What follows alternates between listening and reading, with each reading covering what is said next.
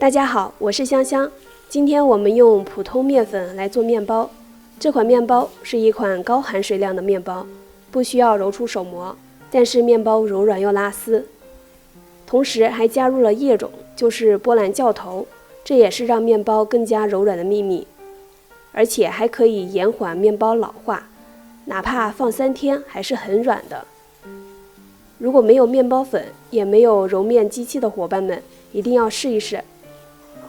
先来做液种，100克中筋面粉，加1克干酵母粉，5克糖，先混合均匀，再加100克水，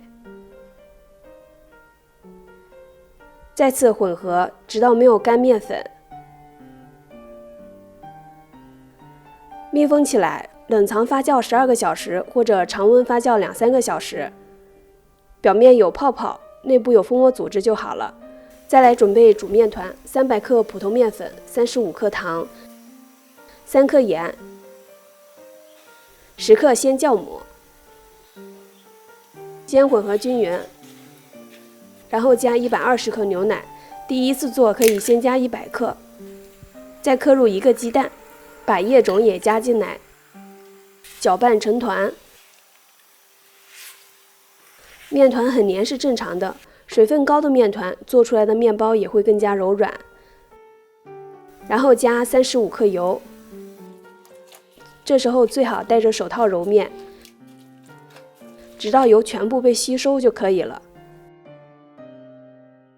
让面团休息10分钟，再次整理面团，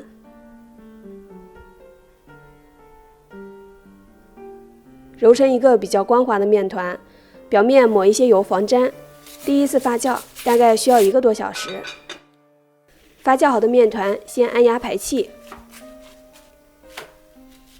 然后整理成长条形，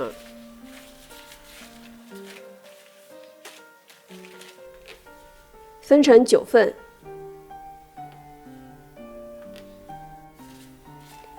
取一份小面团，像这样拉出光滑面，整理成小圆球。全部做好之后，盖上保鲜膜，让面团休息15分钟。面团很软，先在揉面垫上撒一些干面粉防粘，再用擀面杖擀开，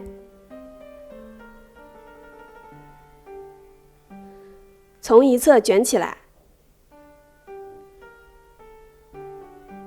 封口处捏紧，把多余的面粉扫到一边，再把面团搓长，打一个结，然后把2端捏在一起，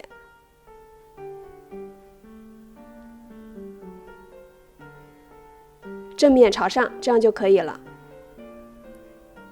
放在不粘烤盘中进行第2次发酵，大概需要30-40分钟。表面刷上蛋液，可以帮助面包上色。烤箱175度预热10分钟，烤25分钟左右。面包上色满意，要加盖锡纸，防止烤糊。有小伙伴说，烤完的面包表面有点硬，可以出炉之后盖上保鲜膜，面团散发了热气，也会让表皮变软。面包保存的方法，晾到温热之后，就可以放在密封的袋子里，这样面包不容易变硬。想要口感更好的话，放烤箱再复烤3分钟左右，就像刚刚出炉一样。我是香香，我们下期再见。